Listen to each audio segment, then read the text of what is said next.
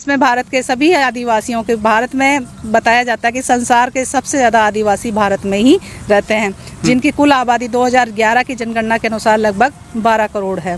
तो 12 करोड़ आबादी को ब्रिटिश शासन व्यवस्था ने एक इंडिविजुअल पहचान दे रखी थी, एक आइडेंटिटी दे रखी थी, कॉलम कोड दे रखा था। लेकिन स्वतंत्र भारत ने उस पहचान को एसटी के रूप में अनुसूचित करके हमें पहचान दी गई 1950 में। लेकिन 1961 में वो कॉलम हटा दिया गया, अन्य का कॉलम जोड़ा गया।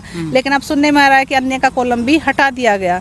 तो हम इस देश के मालिक हैं, मूल बाशिंदे हैं, देश है, प्रथम नागरिक है, तो उनको भी अपनी पहचान दर्ज करने का हक है, क्योंकि संविधान में धर्मनिरपेक्ष राज्य की स्थापना की गई है और सभी धर्मों को समान महत्व दिया गया। और आदिवासी एक ऐसी कौम है, ऐसा समाज है, ऐसा कबीला है, वो हर व्यक्ति को, हर चीज़ को समान महत्व देता है, चाहे प्रकृति हो या जीव जंतु हो या पत्थर पहाड़ हो, जंगल नदियाँ हो, हर वस्तु को, हर इंसान को, हर जानवर को समान महत्व देता है। तो उन्होंने सब धर्मों को भी समान महत्व दिया है। आपने उठा के देख लीजिए उदाहरण, आदिवासी ने कभी किसी धर्म का विरोध नहीं किया हो, चाहे मंदिर हो, चाहे मस्जिद हो, चाहे गिरजे हो, चाहे चर्च हो, चाहे गुरुद्वारे हो।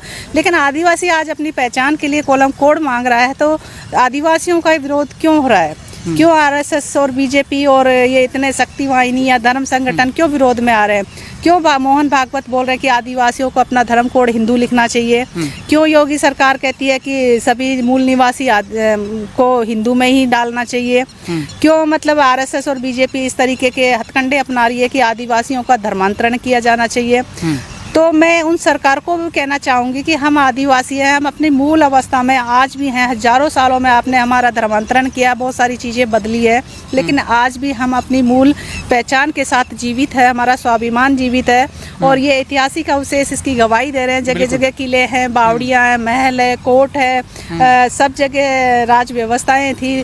गोंडवाना में गोंडों का राज था, तो मत्स्य राज में मीनों का राज था, बिलिस्तान में भीलों का राज था, नॉर्थ ईस्ट में जाएंगे तो वहाँ के आदिवासियों के कबीलों का राज था।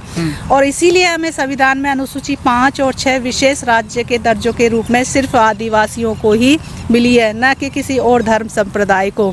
और वनाधिकार कानून है, पैसा कानून है, और भी बहुत सारी व्यवस्थाएं हैं जो हम आदिवासियों को इस धरती का मालिक होने की वजह से ही मिली है। और हम आदिवासी है, इसीलिए हमारे हक अधिकारों की रक्षा संविधान भी देता है। अगर हमारा धर्मांतरण होता है या हमें हिंदू कॉलम में डाला जाता है, या हमारे खुद के भाई बहन गुमराह होते हैं और वो अपने का आपको हिंदू बोलते हैं, सनातनी बोलते हैं, या भगवाकरण का अनुकरण करते हैं, तो वो एक तरह से खुद गुमराह हो रहे हैं और अपनी जड़ें या अपना अस्तित्व वो खुद समाप्त कर रहे हैं। हम किसी का विरोध नहीं करते, वो चाहे हिंदू बनना चाहते हो बने, लेकिन वो अपनी आइडेंटिटी को खो देंगे, वो अपनी मूल पहचान जो आदिवासियत है, उनके हक अधिकारों को खो देंगे।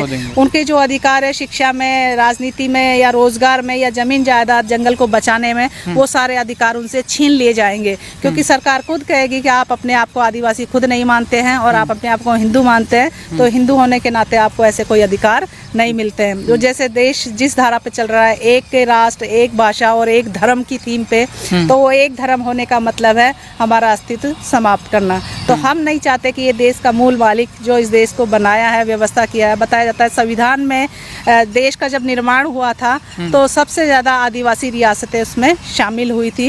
इसमें बताते हैं कि 70% भूमि हम आदिवासियों की है, जो देश भर के आदिवासी है उनके राज कबीलों की, राजवंशों की भूमि है।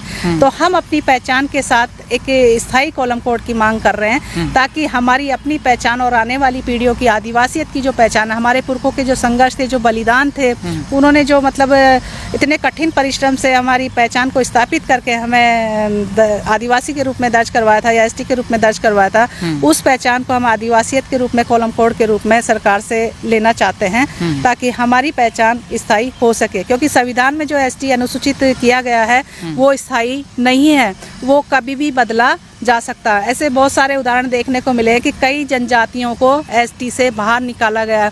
ऐसा छत्तीसगढ़ में भी सुनने में आया, वहाँ 3 जनजातियाँ थी जिनको एसटी सूची से बाहर निकाला गया। नाम अभी मुझे पता नहीं है, जब पता होगा तो मैं बताऊंगी। बाकी उनका धर्मांतरण होने से, हिंदूकरण होने से, उनको अनुसूचित जनजाति के अधिकारों से उनको वंचित कर दिया गया, बेदखल कर दिया गया। तो मैं अपने समाज को भी संदेश या अपने आदिवासी भाई बहनों, युवाओं, बुजुर्गों, माताओं, बहनों, मातृशक्तियों, पितृशक्तियों सबसे अनुरोध करना चाहूँगी कि आप अपने पुरखों के बलिदानों को, संघर्षों को याद कीजिए कि उन्हीं के संघर्षों बलिदानों से हमें आज़ादी मिली थी, उन्हीं से हमें मूल पहचान मिली है, उन्हीं से हमें हक अधिकार मिले हैं। तो वो ही हमारे देवी देवता के रूप में आज भी पूजे जाते हैं, चाहे वो पेंट थाना हो, चाहे हमारे मीणा समाज में जैसे ऊत पितर भूमिया के स्थान हो, या देवी के कुल देवी देवताओं के स्थान हो।